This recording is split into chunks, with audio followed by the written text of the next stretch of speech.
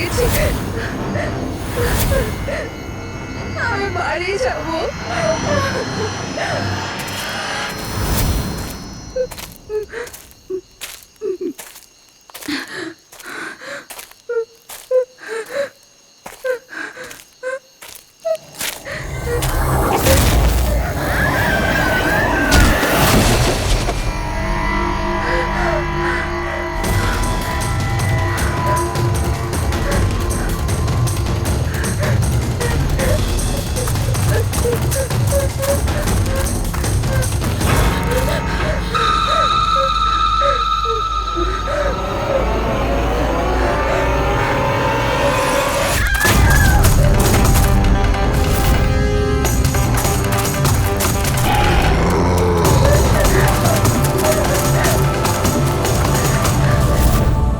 নিমি ঘুমিয়ে পড়েছে? হ্যাঁ, শুয়ে পড়েছে। আরে হিরেল, তোমায় খুব ডিস্টার্ব লাগছে। কি বলবো, 24 ঘন্টা হয়ে গেল আয়শা গেছে, না তোর ফোন লাগছে না ফোন করেছে। আমার না খুব টেনশন হচ্ছে, জানি না কোনো বিপদে না পড়ে যায় ও। দেখো হিরাল, এখনো বড় হয়ে গেছে। আমার মনে হয় তুমি ওর মায়ের মতো রিঅ্যাক্ট করছো। নিজের প্রবলেম নিজে সলভ করতে পারবে ও, ছোট বাচ্চা নয় ও। রোহান, এরকম কিভাবে বলতে পারো? ছোট বোনও আমার, আমি ওর জন্য টেনশন করবো না তো আর কে করবে? আর ওর আমাকে ছাড়া আর কে আছে এই দুনিয়াতে?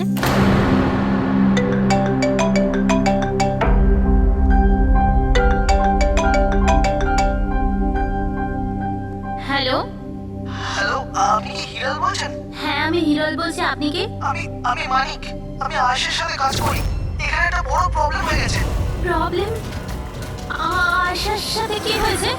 দেখুন, ও জঙ্গলে কোথাও হারিয়ে গেছে। ওকে খুঁজেও পাচ্ছি না, ফোনেও পাচ্ছি না। আর আমাদের ভয় হচ্ছে যে ওর কিছু হয়ে যায়নি তো।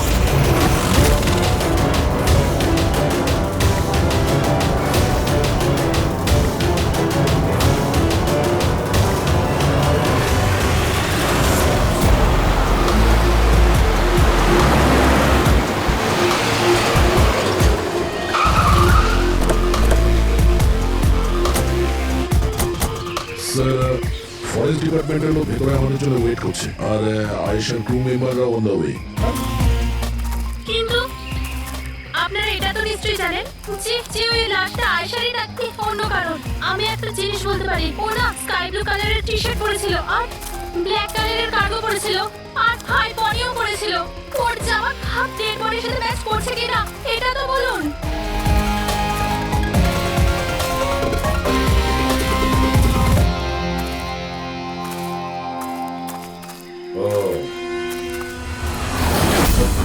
আপনি সেই অফিসার? Yes sir.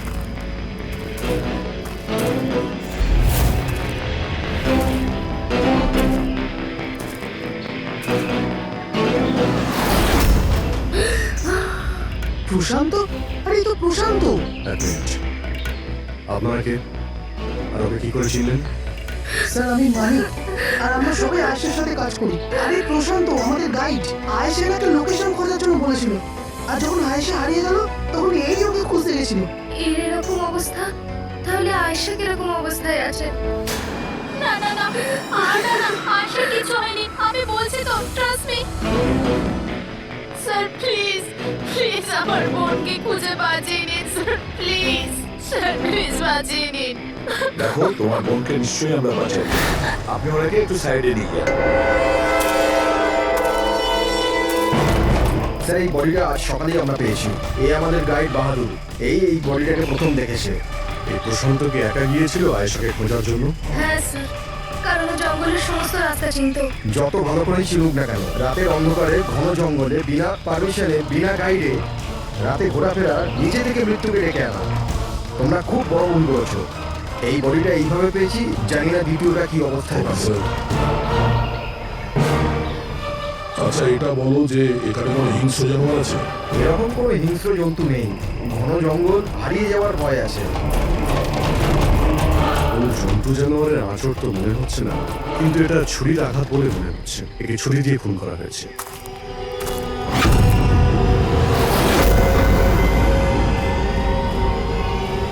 স্যার, পুরবি? স্যার এই ক্যামেরাটা পেয়েছি এখানে।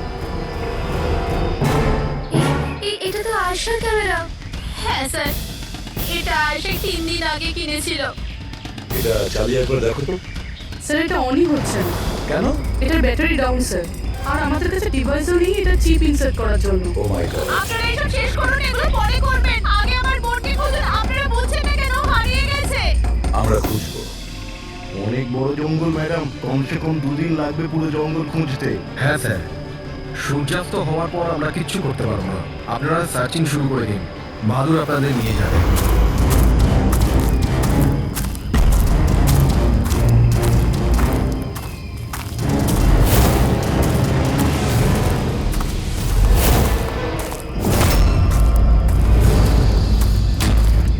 স্যার স্যার আমরা জঙ্গলের অনেক ভেতরে চলে এসেছি স্যার।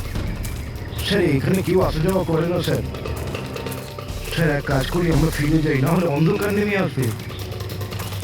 এখন তো অনেক আলো আছে, অন্ধকার হয়েছে কোথায়? স্যার ফিরতেও তো অনেকটা সময় লাগবে না স্যার? তো ওই হিসাবেই বললাম, এত দূর স্যার কেউ আসেই না। স্যার এখানে কিছু পাবেন না। আরে ভাই, যখন এত দূর চলে এসেছে একটু দেখে নি না ভাই। চলো চলো। আচ্ছা আচ্ছা।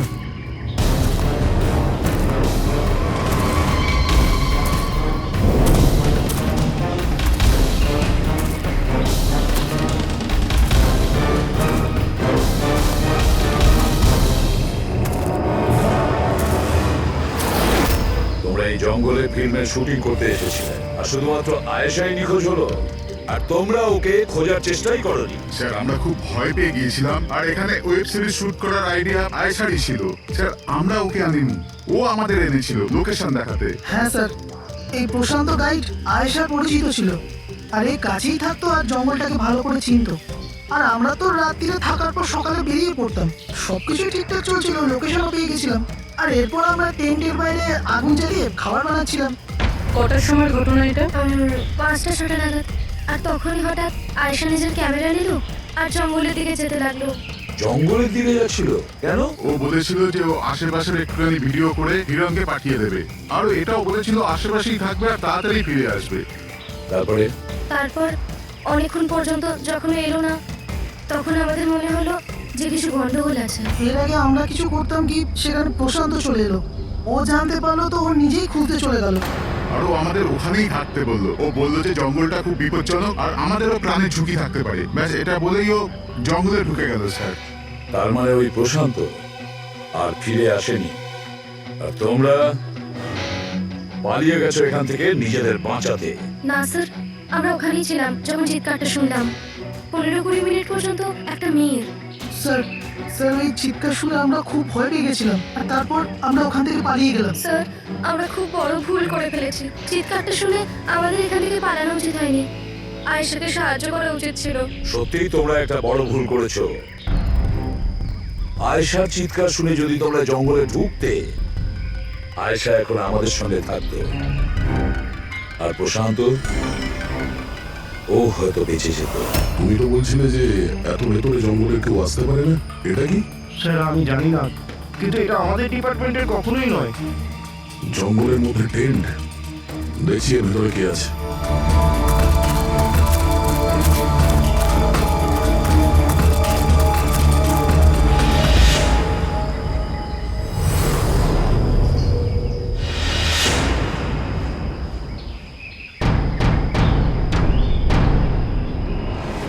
এই কাপড় তো দেখে মনে হচ্ছে কাটা হয়েছে। টেন্ট পিছন দিক দিয়ে কেটেছে, তার মানে সামনে কোনো বিপদ ছিল।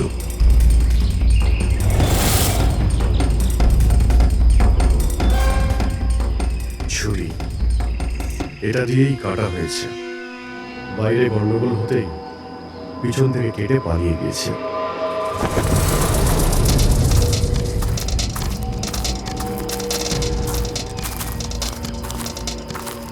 রাতে থাকার পুরোপুরি বন্দোবস্ত ছিল এখানে, বনফায়ার। এই আলু এখানে দেওয়া হয়েছিল। স্যার এত ভেতরে এত রাত্রে থাকার মতো কেউ পাগলই হবে স্যার, না হলে এত ভয়ঙ্কর জঙ্গলে রাতে থাকার কথা ভাববে কি? কোনো নেচার লাভার না কোনো খুলি। এই দেখো,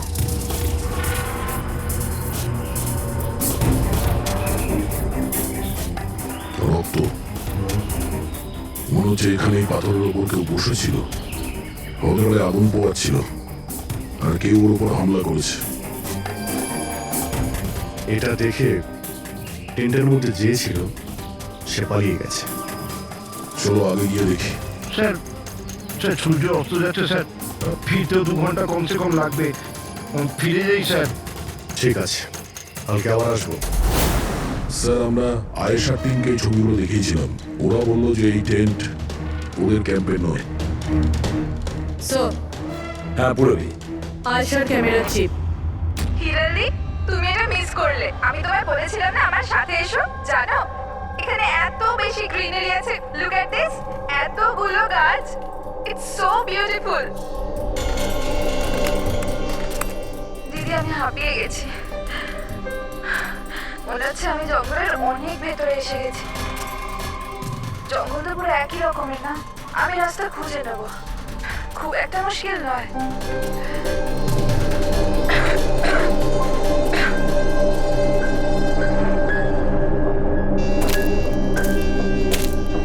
কেউ আছে নাকি ওখানে?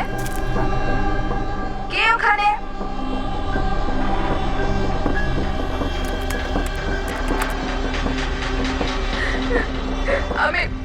আমি ভেসে গেছি এখানে। আমি কিছু বুঝতে পারছি না এখান থেকে আমি কি করে বাইরে যাব। আই এম সরি দিদি, আমার এখানে আসা উচিত হয়নি। আমার মনে হচ্ছে না যে আমি এখান থেকে বেঁচে ফিরতে পারবো। আমায় ক্ষমা করে দিও।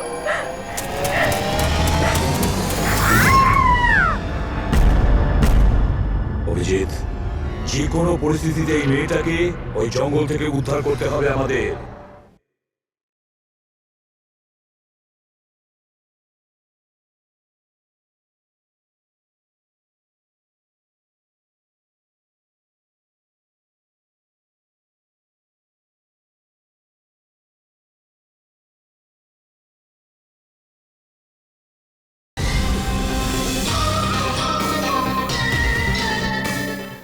বস, হ্যাঁ সারুকে, বস আয়েশা যে জিনিসগুলো রোজ ব্যবহার করত, আমি সেই প্রত্যেকটা জিনিস থেকে ডিএনএ স্যাম্পল নিয়েছি।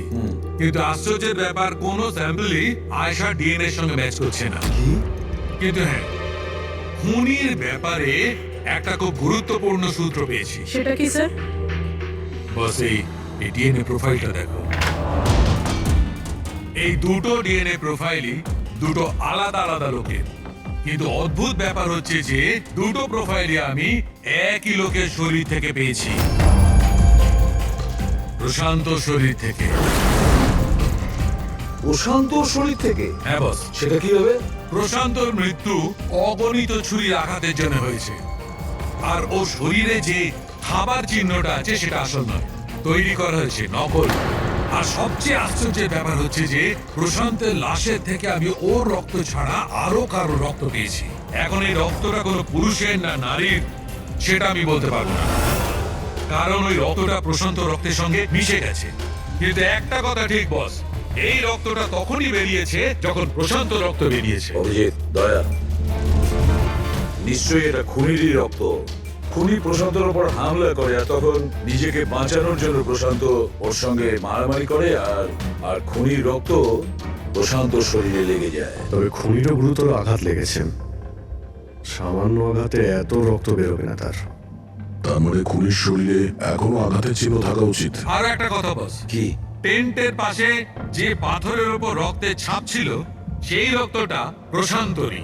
তার মানে পুরো ব্যাপারটাই ওই তাঁবুর আশেপাশে ঘটেছে।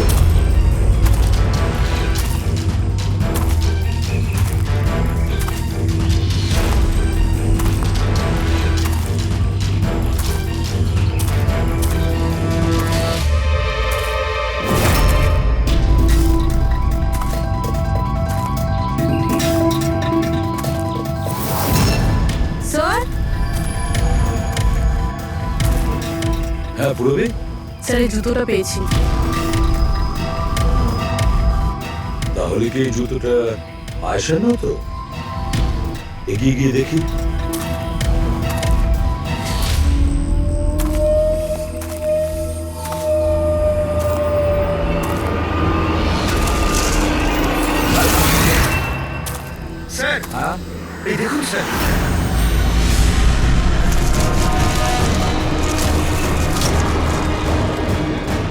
গিয়ে আঘাত করেছে স্যারের পিঠে 5 বার। ওকে একটু উঠে দাও। এ তো আয়েশা, ফেসটা তো পরিষ্কার দেখছি অভিজিৎ, না কোনো আঘাতের চিহ্ন, না কোনো কাটা দাগ। কিন্তু ওই ভিডিওতে যে দেখলাম, হ্যাঁ স্যার, ভিডিওতে এর মাথায় আঘাত লেগেছিল, রক্ত বেরোচ্ছিল। এখানে তো আঘাতের কোনো চিহ্নই নেই, একদম পরিষ্কার। তার মানে হলো ওই ভিডিওটা নকল। মানে আয়েশা অ্যাক্টিং আর মেকআপ দিয়ে দেখানোর চেষ্টা করেছিল যে ওকে কেউ মারতে চাইছে, খুন করতে চাইছে। কিন্তু এটা কেন করবে? স্যার, কেউ হয়তো মজা করবে, আর না হলে কোনো ভয়ঙ্কর পরিস্থিতি থেকে বাঁচার জন্য নাটক করছে। আর দুটো অবস্থাতেই এর মিথ্যেটা সত্যি হয়ে যায়। আর ও যা কিছু করেছিল, কেন করেছিল, সে তো বন্ধু আর আত্মীয়রাই বলতে পারবে। সবাইকে ডেকে নাও, দেখ আয়েশার সমস্ত ফোন রেকর্ড চেক করো।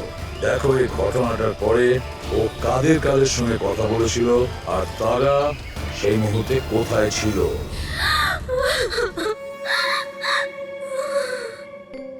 এরা আমাকে কেন ওকে দেখতে দিচ্ছে না? কি বাজে ভাবে মেরেছে আমার বোনকে। আর এরা বলছে যে ও নিজের মৃত্যুর নাটক করেছে, নিজের মার্ডারের নাটক। আর ওই নাটক সত্যি হয়ে গেছে। ভুল বলছে ওরা, মিথ্যে। আমাদের আয়েশা এরকম করতেই পারে না। আপনারা ভুল অভিযোগ করছেন।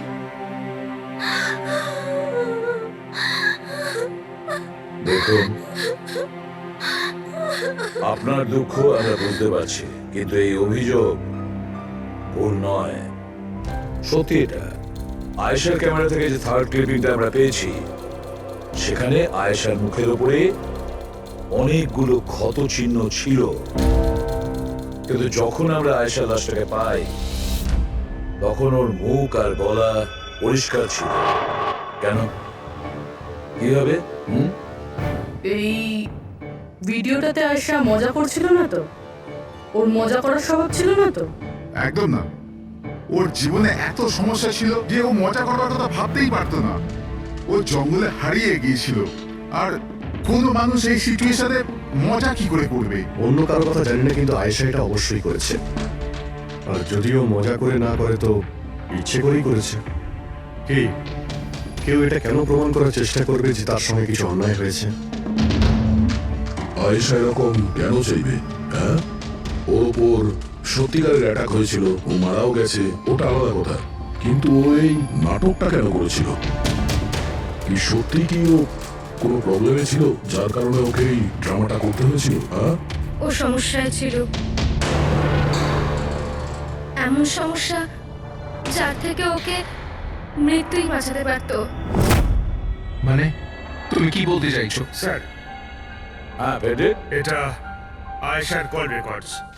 বিশেষ কিছু পেয়েছো? হ্যাঁ স্যার, একটা লোক আছে কেতান, সে আয়েশাকে অনেকগুলো মেসেজ আর কল করেছিল। এমনকি যেই রাতে আয়েশা খুন হয়েছিল, সেই রাতেও ওর ফোন জঙ্গলের কাছেই ছিল, 2 কিলোমিটারের মধ্যে। এই কেতনকে খুনের রাতে ও জঙ্গলের আশেপাশেই ছিল। কে? হ্যাঁ, স্যার, ও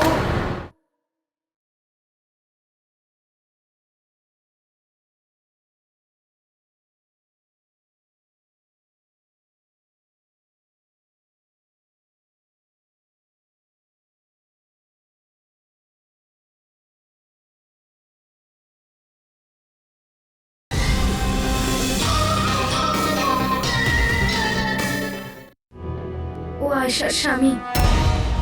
দুজনে আলাদাই থাকতো। যদি আয়েশা ওর মৃত্যুর নাটক করে থাকে, তাহলে তার পেছনে কেতানের হাত থাকতে পারে। কেতান আয়েশার হাজবেন্ড, আর আপনাদের মধ্যে কেউ এই কথাটা আমাদের বলার প্রয়োজন মনে করলেন না? হ্যাঁ, কিন্তু কেতনের জন্য নিজের মৃত্যুর নাটক কেন করতে যাবে?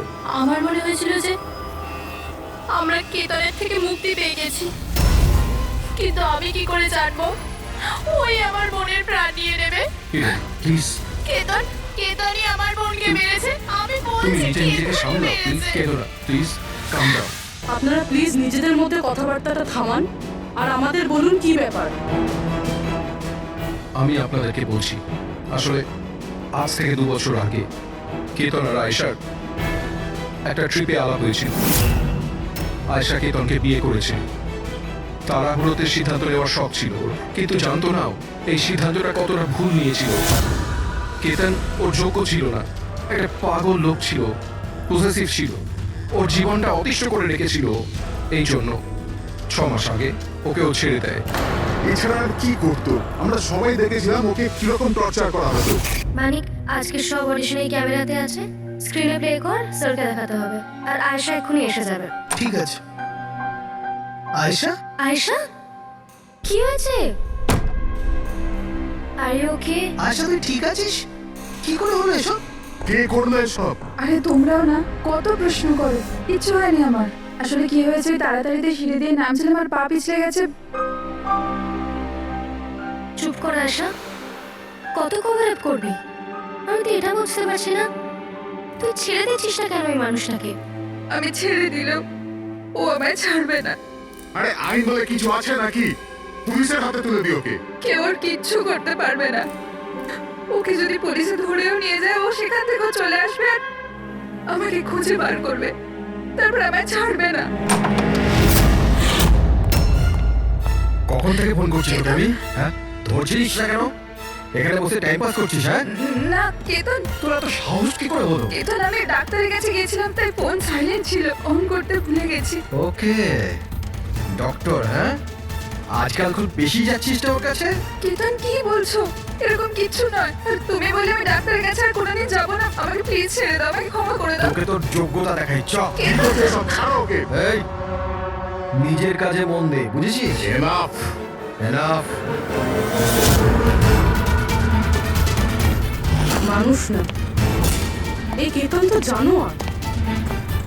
তোমরা কেতনের ব্যাপারে আমাকে আগে বলনি কেন? আপনারা যা বললেন সেটা শুনে তো মনে হচ্ছে কেতনই আমাদের প্রাইম সাসপেক্ট। মনে হচ্ছে কেতনের কারণেই সেটা করেছে। আর কেতন আয়েশার অভিনয়টাকে বাস্তবে পরিণত করেছে। যদি যদি তোমরা কেতনের ব্যাপারে আমাকে একটু আগে জানাতে পারতে।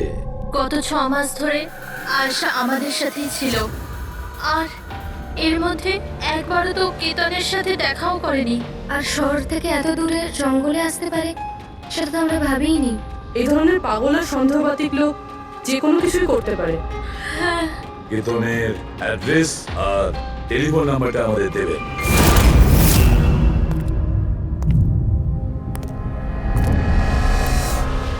কেতন,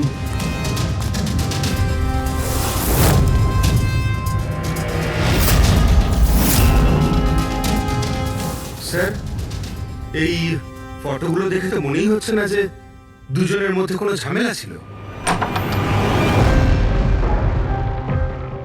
আপনারা? কেতন, আয়েশার স্বামী। পুলিশ। সিআইডি। আপনারা কি করতে এসেছেন এবার? আমার আয়েশা চলে গেছে, আমার জীবন বরবাদ হয়ে গেছে। আপনারা কি চান আমার থেকে? ইনফরমেশন তোমার আর আয়েশার ব্যাপারে। শুনেছি তুমি নাকি খুব বিরক্ত করতে ওকে। স্যার, আমি ওকে অনেক ভালোবাসতাম, নিজের থেকেও বেশি। সেই কারণে ওকে টর্চার করতে, মারতেও? হ্যাঁ, আমি কেন টর্চার করবো ওকে? তোমার কাছ থেকে বাঁচার জন্য কোর্টের কাছে সাহায্য চেয়েছিল, তাও তুমি ওকে বিরক্ত করা বন্ধ করো না। স্যার, মিথ্যে কথা এসব, এরকম কিছুই ছিল না। মিস্টার কেতন, রেকর্ড আছে আমাদের কাছে। তুমি বারবার ওকে ফোন করে আর মেসেজ করে হুমকি দিয়েছিলে। আর এটাও কাউকে বলেওনি, আমরা জেনে গেছি। আর তাছাড়াও গত 6 মাস ধরে তুমি হেরাল আর রোহানের ঘরের আশেপাশে ঘোরাফেরা করছিলে। আর যে রাতে আয়েশা খুন হয়েছে ওই রাতে তুমি ওই জঙ্গলেই ছিলে। এগুলো তোমার ফোনের লোকেশন থেকে পাওয়া গেছে। নিজের অপরাধ থেকে লুকানোর চেষ্টা করো না, কোনো লাভ হবে না। আর এই ডবল মার্ডারে খুনিরও প্রচুর আঘাত লেগেছে। এই কি করে লাগলো তোমার? স্যার, এই আঘাতটা ওই দিন ঝোপেতেই লেগেছিল, কিন্তু এরকম কিছুই নয় যেটা আপনারা ভাবছেন। স্যার, আমি আয়েশাকে মারিনি। স্যার, আমি মানছি যে আমি ওই দিন জঙ্গলে গিয়েছিলাম, কিন্তু স্যার আমি তো শুধু ওর সাথে কথা বলার জন্য গিয়েছিলাম। স্যার, পুরো 6 মাস হয়ে গেছে, আমি ওকে দেখিনি পর্যন্ত। খুব মিস করতাম স্যার ওকে। ওর সাথে দেখা করতে চাইতাম, ওর সাথে কথা বলতে চাইতাম, যাতে ওকে বাড়িতে ফিরিয়ে আনতে পারি, যাতে আবার টর্চার করতে পারো। না স্যার, আমি বদলে গেছি স্যার। স্যার, আমি তো এটাই বলতে চেয়েছিলাম। কিন্তু যখন আমি জঙ্গলে গেলাম দেখলাম যে ও অন্য কারোর সাথে যাচ্ছে জঙ্গলের ভেতর।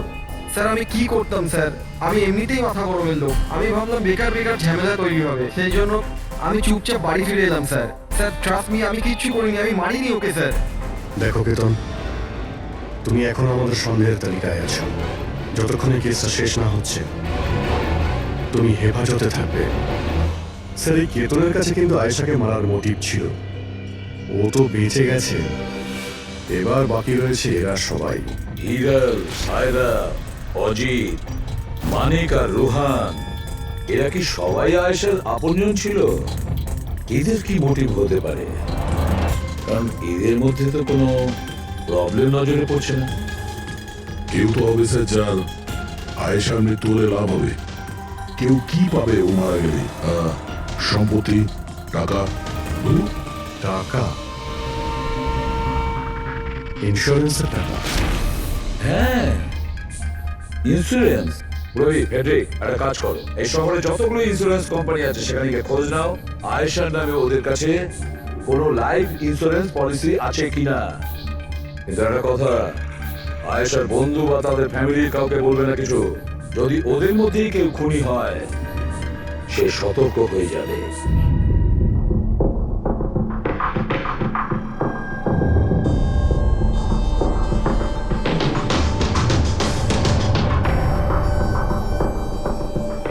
ওকে, থ্যাঙ্কস স্যার। হ্যাঁ প্যাট্রিক, আয়েশার অ্যাকাউন্টে মাত্র 1 লাখ টাকা আছে, কোনো ফিক্সড ডিপোজিট পর্যন্ত নেই। স্যার তানিশা ইন্স্যুরেন্স প্রাইভেট লিমিটেডের কাছে আয়েশার নামে একটা বীমা পলিসি রয়েছে 50 লাখ টাকার। ও আচ্ছা। আর এই টাকা আয়েশার ভাগ্নি মানে ও দিদি আর জামাইবাবুর মেয়ে নিমিষা পাবে। আচ্ছা, তাহলে এই ব্যাপার। স্যার আসলে আপনারা কি চাইছেন? আমার যা জানা ছিল আমি সবকিছু বলে দিয়েছি, আর আপনারা জানেন আমার স্ত্রীর শরীর কতটা খারাপ, এখন আমার ওর সঙ্গে থাকা উচিত, আর আপনারা আমাকে এখানে আটকে রেখেছেন। স্যার বলার কি বাকি আছে? সব বলে দিয়েছি। অনেক কিছু বাকি আছে, তুমি একটু বেশি কথা বলো, সেই জন্য যা কিছু প্রশ্ন করব ঠিক তারই উত্তর দেবে। এই তোমার ওইখানে যে ফ্যাক্টরিটা আছে ওটা তো বাজেয়াপ্ত হতে চলেছে, এই লোন তুমি শোধ করতে পারোনি কি? হ্যাঁ, কিন্তু কিন্তু আপনারা এগুলো কেন জিজ্ঞাসা করছেন? আপনারা এগুলো কি করে জানলেন? প্রশ্ন নয়, শুধু উত্তর। আয়েশা তোমাদের সাথে তোমাদের বাড়িতেই থাকতো না? তাহলে 7 দিনে তুমি ওকে 41 বার কল করেছো কেন? বাহ বাহ বাহ, 7 দিনে 41টা কল এসেছে আয়েশা, দারুণ ব্যাপার। আর তার উপরে তুমি অর্থ কষ্টে ভুগছিলে, তাই না? আর আয়েশার মৃত্যুর পরে তোমার ছোট বাচ্চা টাকা পেত 50 লক্ষ টাকা। আর ওই ছোট্ট নিরীহ শিশু সে কি করে জানবে 50 লাখের ধর্ম? ও কিভাবে ব্যবহার করবে? আর ওই 50 লক্ষ টাকা তো ভোগ করতো বাচ্চাটার বাবা, মানে তুমি রোহন। থামুন আপনারা, চুপ করুন। আপনাদের কথা মতো আমি আয়েশাকে মেরেছি। স্যার স্যার আমার ওপর 15 কোটি টাকার লোন আছে, 50 লাখে আমার কিচ্ছু হবে না। আমি আয়েশাকে মারবো।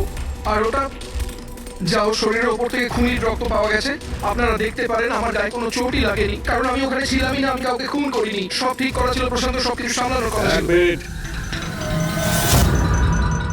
কি সামলে নিত? হ্যাঁ প্রশান্ত কি সামলে নিত? বলো প্রশান্ত কি সামলে নিত? স্যার আমার ভুল হয়ে গেছে, আমার সবকিছু আপনাদের আগেই বলে দেওয়া উচিত ছিল। আমি ভয় পেয়ে গেছিলাম, খুব ভয় পেয়ে গেছিলাম। কোনটা বলার ছিল আগে? তাড়াতাড়ি বলো। আমি আয়েশার প্ল্যানে যুক্ত ছিলাম। আমরা শুধু ওকে মৃত দেখাতে চেয়েছিলাম, অ্যাকচুয়ালি ওর মরার কথা ছিল না। তার মানে আমাদের সন্দেহ ঠিক ছিল স্যার? সবকিছু ঠিক ছিল, ওই ভিডিওটা নকল ছিল, শুধু কেতনের থেকে বাঁচার জন্য ছিল। আর তুমিও এই প্ল্যানে জড়িত ছিলে? স্যার কেতন আয়েশার জীবন অতিষ্ঠ করে দিয়েছিল, ও বেচারি চুপ থাকতো, কাউকে কিছু বলতো না। স্যার একদিন লিমিট ক্রস করে গেল, সব সীমা ছাড়িয়ে গেল। ওর মনে হলো কেতন ওর জন্য কোনো বড় বিপদ হতে পারে, ও আমাকে বলেছিল। স্যার স্যার স্যার কেতন পাগল ছিল, পুলিশ বা ডিভোর্স ওর কেউ কিছু করতে পারতো না। আয়েশা ও থেকে পার্মানেন্ট মুক্তি পেতে চাইছিল, চিরদিনের জন্য। আমি হাঁপিয়ে গেছি জিজু, এখন তো ডিভোর্স আমাকে কেতনের থেকে বাঁচাতে পারবে না। যেটা আমায় ওই কেতনের হাত থেকে বাঁচাতে পারে সেটা শুধু আমার মৃত্যু।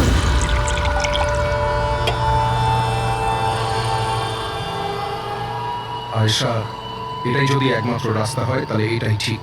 তোমার মৃত্যু তোমায় কেতনের হাত থেকে বাঁচাতে পারে। মরে যাও। হোয়াট? রিল্যাক্স, আমার কাছে একটা আইডিয়া আছে। আমাদেরকে এমন কিছু করতে হবে যাতে মনে হয় আয়েশা মরে গেছে। তোমার সাথে কোনো দুর্ঘটনা হলো বা কেউ তোমাকে মেরে দিল, আর বডিকে এতটা খারাপ করে দেওয়া হলো যে কেউ চিনতে না পারে আয়েশা। তারপর তুমি এখান থেকে অনেক দূর চলে যাবে, আর তোমার ওই ইন্স্যুরেন্সের টাকা যেটা মিনমিন নামে আছে আমি তোমাকে পৌঁছে দেবো। 50 লাখ টাকা দিয়ে একটা নতুন জায়গা, নতুন লাইফ, নতুন করে শুরু করবে। কিন্তু জিজু, আমি বেঁচে থাকাকালীন আমার লাশ কোথা থেকে আসবে? ওর জন্য টেনশন নিও না, আমি সবকিছু করে নেব। আমার এক বন্ধু আছে প্রশান্ত, ও আমার জন্য অনেক কাজ করে দিয়েছে। কিন্তু হ্যাঁ আয়েশা, এরপরে তুমি কখনো জীবনে আমার সাথে, মিমির সাথে, হিরেলের সাথে কোনোদিন দেখা করতে পারবে না। হ্যাঁ, কিন্তু ওই পাগল লোকটার থেকে তুমি সারা জীবনের জন্য মুক্তি পেয়ে যাবে। তুমি মুক্ত হয়ে যাবে। সবকিছু ঠিক ছিল, সবকিছু প্ল্যান মাফিক চলছিল। আমি আয়েশা আর প্রশান্তর সঙ্গে ফোনে যোগাযোগ রেখে চলছিলাম। তারপর জানি না হঠাৎ করে ফোন কেটে গেল। আমি জানতাম ওখানে একটা মেয়ের মৃতদেহ পাওয়া যাবে, যার ব্যবস্থা আমি বাধ্য হয়ে করেছিলাম। শুধু আয়েশার জামা কাপড় ওই মেয়েটিকে পরানোর কথা ছিল। ওর মুখটা এত খারাপ ছিল যে কেউ চিনতেও পারতো না। কিন্তু স্যার, সিরিয়াসলি আমি তো শকে ছিলাম। ওটা মেয়েটার নয়, প্রশান্তের বডি ছিল। স্যার, প্রশান্ত তো আয়েশাকে সকাল হওয়ার আগেই জঙ্গল থেকে অনেক দূরে নিয়ে যাওয়ার কথা ছিল, কোনো সেফ জায়গায়। কিন্তু হঠাৎ করে কি হয়ে গেল স্যার? স্যার, আমার যতটা জানা ছিল আপনাদের বলে দিয়েছি স্যার। স্যার, প্রশান্তকে কে মেরেছে, আয়েশাকে কে মেরেছে আমি জানি না। স্যার, তার মানে তৃতীয় কোনো ব্যক্তি ছিল যে প্ল্যানটার ব্যাপারে জানতো, যে আয়েশাকে চিনতো, প্রশান্তকেও চিনতো, আর ওই সময় ওই জঙ্গলেই ছিল। কোনো তৃতীয় ব্যক্তি? হ্যাঁ, কোনো তৃতীয় ব্যক্তি।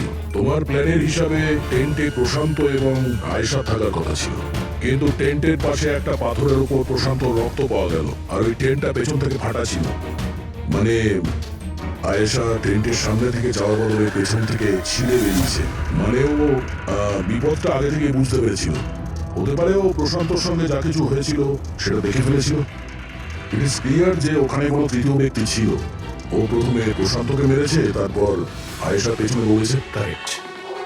যদি ভালো করে দেখা যায় তাহলে ওই রাতে জঙ্গলে এটাই হয়েছিল যে প্রশান্ত আর আয়েশা জঙ্গলে যায়। আয়েশা টেন্টের ভিতরে ঘুমোচ্ছিল আর প্রশান্ত বাইরে বসে আগুন জ্বালাচ্ছিল।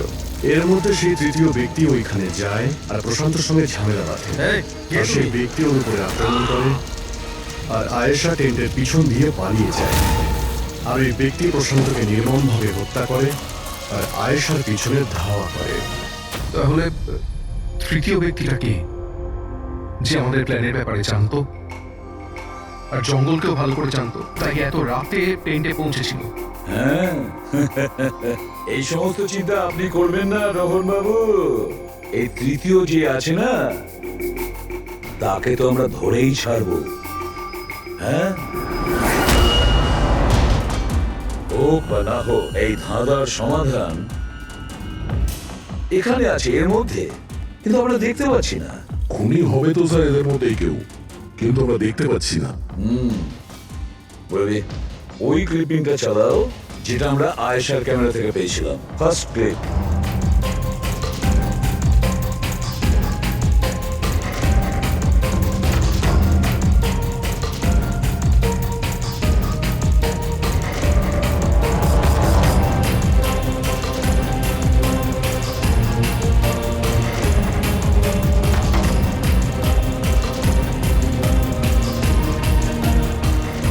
ইয়েস, তুমি ঠিকই বলেছিলে, খুনি আমাদের সামনেই আছে, কিন্তু আমরা দেখতে পাচ্ছি না। একটা কাজ করো, সবাইকে জঙ্গলে ডেকে নাও, তখনই বোঝা যাবে। স্যার, এখনো আপনারা আমার উপর সন্দেহ করছেন, যেখানে আমি আপনাদের সবকিছু সত্যি কথা বলেই দিয়েছি। স্যার, আমি আমার বউকে কেন মারবো স্যার? আমি তোকে ভালোবাসি স্যার। আমার বোনের খুনিকে খোঁজার বদলে আপনারা আমাদেরই জিজ্ঞাসাবাদ করছেন। আর ওর গায়েব হওয়ার খবর তো আমি হিরাল ম্যামকে দিয়েছি। আর আমরা যদি কিছু করতাম তো আমরা কেন ফোন করতাম? হ্যাঁ, কিন্তু কেউ তো আয়েশাকে খুন করেছে, আর কে খুন করেছে সেটা আমরা জানি। আয়েশাকে খুন তোমাদের মধ্যেই কেউ করেছে, তোমাদের মধ্যেই কেউ। আমাদের মধ্যে কে হতে পারে স্যার? এখনই জানতে পারা যাবে। রোহন, তুমি একটা কথা বলো, আয়েশা রেকির জন্যে তোমার বাড়ি থেকে দুর্ঘটনা একদিন আগেই গিয়েছিল না? হ্যাঁ স্যার, একদিন আগে গিয়েছিল। আর এটা সেদিনেরই ছবি তাই না, যেদিন ওর রেকিতে যাওয়ার কথা ছিল? আয়েশার অ্যাকাউন্ট ওই পোস্ট করেছে, তো ওরই হবে। আর আপনারা আমার বোনের খুনিকে খোঁজার বদলে এরকম ফালতু জিজ্ঞাসাবাদ করছেন, আমাদের উপরে ব্লেম করছেন। এতে কি প্রমাণ পাবেন আপনারা? এটাই যে তোমরা আয়েশাকে জীবন্ত দেখেছিলে শেষবার ওই দিনই, তারপরও নিখোঁজ হয়ে গেছিল, তোমরা আমাদের বলেছিলে। আচ্ছা, ও কি কি পড়েছিল অপর্ণা, তুমি বলেছিলে, তোমার মনে আছে? হ্যাঁ, ওরা স্কাই ব্লু কালারের টি-শার্ট পরেছিল আর ব্ল্যাক কার্গো প্যান্ট ছিল। হাই পনিও পরেছিল। আপনার তো নিশ্চয়ই মনেই আছে। হিরণ, তুমি কি করে জানলে আয়েশা মরার সময় কি কাপড় পরেছিল? বলো, আরে বলো না। কারণ সেই দিন এই জঙ্গলেই ছিল। এই প্রশান্তকে মেরেছে আর তারপর আয়েশার পিছনে দৌড়োয়, ওর পিছু নেয় আর ওকে মেরে ফেলে। আর প্রশান্তকে মারার সময় তোমার গভীর আঘাতও লাগে। দেখাও। হট ছাড়ুন আমার, দূরে থাকুন। হ্যাঁ, আমার থেকে। একে তো আপনারা আমার বোনের খুনিকে খুঁজে পাচ্ছেন না, তার উপরে আমার উপরে অভিযোগ দিচ্ছেন। হ্যাঁ, ব্যাস, অনেক অভিনয় করেছো, এবার ঠিক করে বলো, কেন মেরেছো তুমি আয়েশাকে? হ্যাঁ, আমি মেরেছি আয়েশাকে। আমি মেরেছি আয়েশাকে।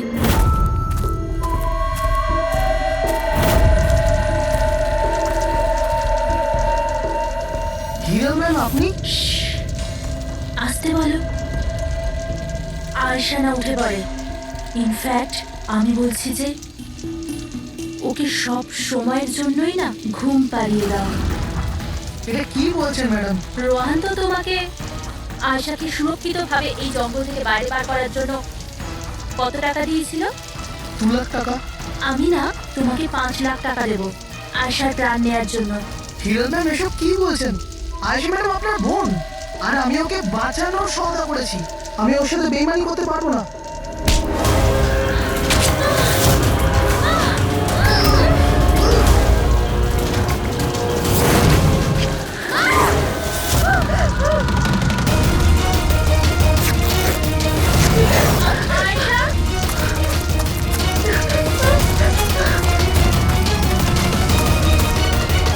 আয়েশা,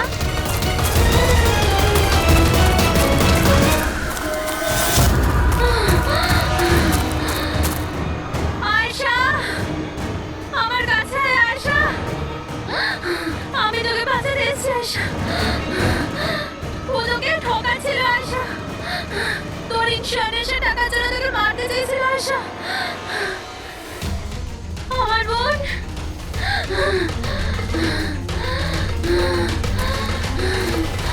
আয়েশা, সরি দিদি, আমি কিচ্ছু জানতাম না এই ব্যাপারে। সরি, আমার জন্য তোমার এত কষ্ট হলো। আমি জানতাম না যে জিজু এরকম কিছু করছে। আই এম সো সরি দিদি। আমার বোন। সরি দিদি। তুই সরি বলিস না? হ্যাঁ, এটা তো আমার বলা উচিত। কেন দিদি? I am sorry. কেন কেন মেরেছো তুমি তোমার বোন আয়েশাকে? আপনারা জানেন না আয়েশাকে, ও সবসময় না সবার প্রিয় হয়ে এসছে। ভালোবাসার আয়েশা, সবাই ওকে ভালোবাসতো, আমাকে নয়। মা, বাবা, আমার সব বন্ধু, ইনফ্যাক্ট রোহান, আমার মেয়ে নিম্মিও আমার থেকে বেশি ওকে ভালোবাসতো। ও রোহানকে আমার থেকে ছিনিয়ে নিতে চেয়েছিল। আমি রোহান আর নিম্মিকে নিজের থেকে দূরে যেতে দেখতে পারতাম না। আপনি বলুন আমি কি করতাম? আমি ভাবলাম সবসময় ও আমাকে হিংসা করে না, জিতেওছে সবসময়। না থাকবে আয়েশা আর না থাকবে ওর জিত, এর জন্য মেরে ফেলেছি আমি ওকে। হিরণ, তুমি এটা কি করে করতে পারো? আরে আয়েশা তোমার ছোট বোন ছিল, আমাকে বড় দাদার মতো দেখতো। আমি ওর সাথে এগুলো কখনো স্বপ্নতেও ভাবতে পারি না। আমার লজ্জা লাগে তোমাকে আমার ফ্রি বলতে। রোহান, তোমার ভুল নেই এতে। সব ভুল ওই আয়েশার। ওই সব করছিল। ও না তোমাকে আমার থেকে ছিনিয়ে নিতে চেয়েছিল, কিন্তু এখন তো এটা হবেই না। এবার তো তোমাকে কেউ আমার থেকে কেড়ে নিতে পারবে না। খুব বড় ভুল করেছো তুমি। তোমার সন্দেহ, তোমার ইনসিকিউরিটি একটা নিরীহ মানুষের প্রাণ নিয়েছো, প্রশান্ত গাইডের। আর তাছাড়াও তুমি তোমার আপন বোনকেও মেরেছো। আইন তোমাকে কঠোর থেকে কঠোরতম শাস্তি দেবে।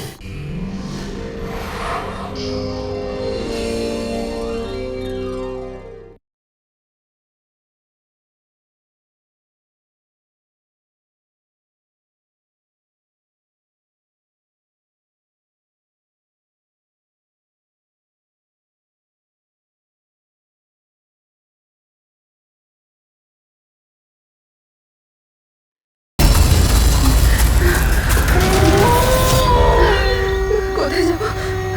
জঙ্গলে। এসে গেছি।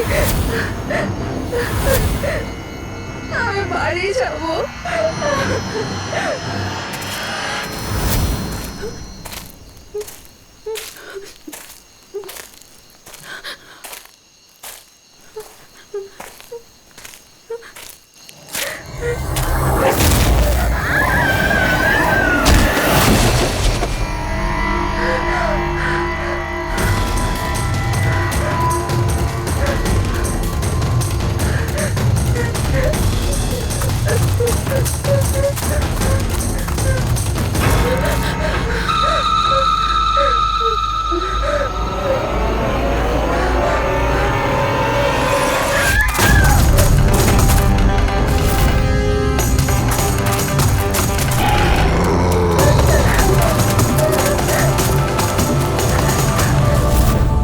নিমি ঘুমিয়ে পড়েছে?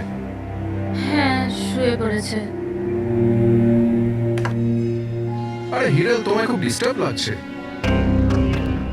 কি বলবো, 24 ঘন্টা হয়ে গেল আয়েশা গেছে, না তোর ফোন লাগছে না ফোন করেছে।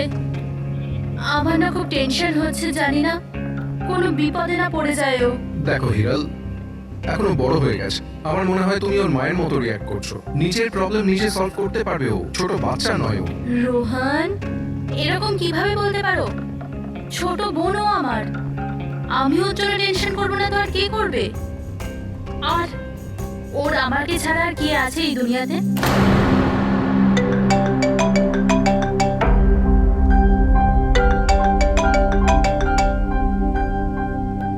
হ্যালো হ্যালো, আপনি কি হিরাল বলছেন? হ্যাঁ, আমি হিরল বলছি। আপনি কে? আমি মানিক। আমি আয়েশার সাথে কাজ করি। এখানে একটা বড় প্রবলেম হয়ে গেছে। প্রবলেম? আয়েশার সাথে কি হয়েছে? দেখুন, ও জঙ্গলে কোথাও হারিয়ে গেছে। ওকে খুঁজেও পাচ্ছি না, ফোনেও পাচ্ছি না। আমাদের ভয় হচ্ছে যে ওর কিছু হয়ে যায়নি তো।